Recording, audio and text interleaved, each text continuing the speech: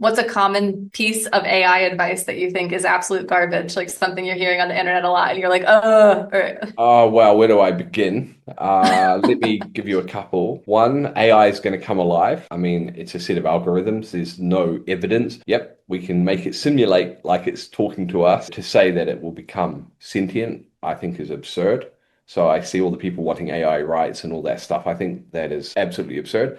And then on the flip side, there's the people who say AI will never be good enough and it's going to hit a wall. There's a Gary Marcus what? character that drives all that, and there are so many bad anti-AI takes. But there's always resistance to change. It's inevitable. You're always going to have a group of people that find some identity and power for themselves in resisting that change, and that becomes who they are. That empowers them, and all power to them. But whether you see it or don't see it doesn't change the fact that AI is going to disrupt the foundations of our society, whether you like it Well or not, said. whether you agree with it or not. It's inevitable when you look at the progress.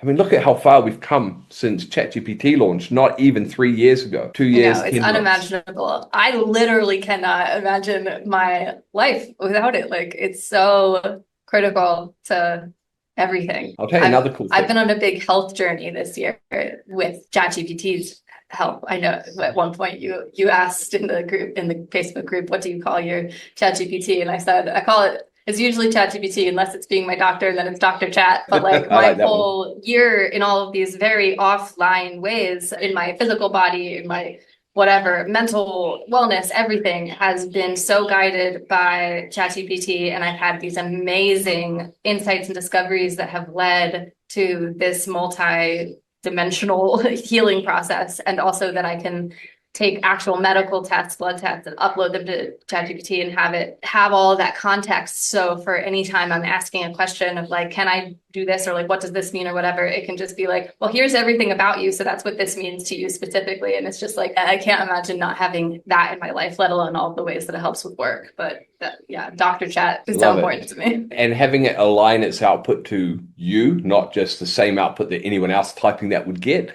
that's where the real power and the breakthroughs start coming. It's Absolutely. Yes. Dr. fantastic. Chat is a project file where it has all of my tests ever to reference. And yeah, That's how to it's the do it. best. So another cool thing is in terms of workflows is on my phone, I have all my agentic tools so I can access my projects, my ChatGPT Pro account with my custom GPTs, my image generators. So I can Manus Agent, which is incredible. So I can access all of that from my phone. So I can be sitting at a bar and I can pull up one of my prompt generators, because you don't just vibe prompt slop into AI, you just get slop back. Please give me this, and we thought dump and Yeah. we write a wish list. That's not how to use AI. It needs structured input. It's a set of algorithms that works on blah, blah. The point is, I have prompt generators. So I go blah, blah to the prompt generator, and it turns that into a structured prompt. And then I copy paste Yeah. into a product, either ChatGPT or Claude or Manus. And what that enables is if I'm somewhere like, say I'm traveling from Da Nang to Hoi An, it's a 45-minute drive. I can do so much work in that time. I don't even notice the scenery going past. I'm just working away. And then there are other times you can set the agent to work. And this is where we're now heading. And this is where productivity and to-do lists are going to change, because we're now heading into a point where AI can start doing a lot of the heavy lifting, and you can walk away and it's still working. And it really is becoming like having an employee, as cliche as that sounds. I have some of my tools set up as employees, like my CMO, and yeah, I can access it from the phone. I can give feedback. So we're heading into a very new era of how we work, and to-do lists won't be as important because the AI will manage the to-do list. We'll just be orchestrating. We'll be writing the to-do list, but we won't be doing a lot of the to-do list, which is strange. But let me just preface that by saying always use it within your zone of expertise. You can't replace you. It can't do stuff without you. It needs you to inspire it, to drive it, to augment your expertise, your knowledge, your skills, your passions.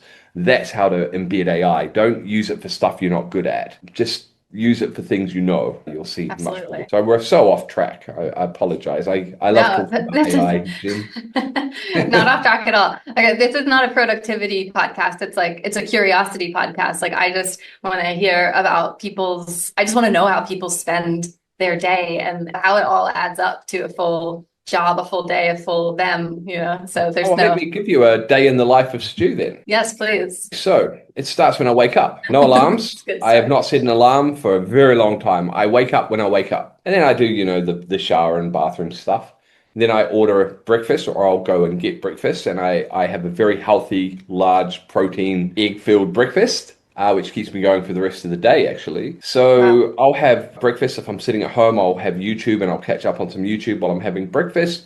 I actually have quite a relaxed morning. Let's say I'm up at 8, I won't probably get to my office or somewhere to work till around 10:30 a.m. If I've gone out for breakfast, I'll stop at a cafe on the way home and I'll do some content while I'm having a coffee. Vietnamese cafe culture is so wonderful. And then I'll get home, I'll come upstairs, sit in my office, and I'll work solid for like 3 or 4 hours. Then it's 2 or 3 o'clock, and I'll do one or two things. I'll go to the gym. I like to go to the gym around 2 or 3 o'clock because there's not many people there at that Yeah. time. And then after gym, I will then have my afternoon. And usually that's going to meetups, it's wandering around, exploring. So it's me time. And a lot of that at the moment, because I'm in Da Nang, is playing poker, but I'm off to Thailand again for 3 months next week. That will shift. But evenings, again, I might have a couple of calls with American people, but evenings is just social, just relaxed, or just sit at home and watch YouTube. My YouTube's very educational, not just nonsense. But yeah, that's really it. I'll have dinner around 6, 7 o'clock, but my life is very relaxed. So that even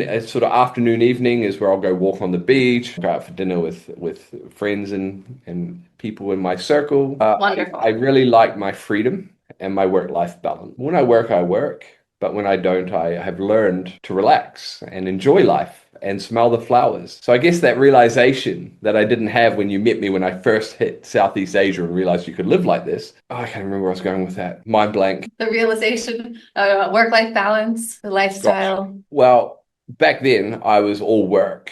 I guess I hadn't learned the importance of literally relaxing, of switching off, Yeah. because I used to have trouble switching off. So I switch off much better now. But environment plays a big part in that. I think I've got to be in an environment like this. I could not imagine going back to my home country and back to that lifestyle. Yeah, that makes sense. That was I enjoyed a day in the life of Stu. I think that will be very inspirational in a variety of ways to many people. I'm Jen Tracy, and you've been watching The To-Do Show. If you're curious about how other people tackle their days, and honestly, who isn't, there's another conversation right here that'll probably surprise you. Go check it out.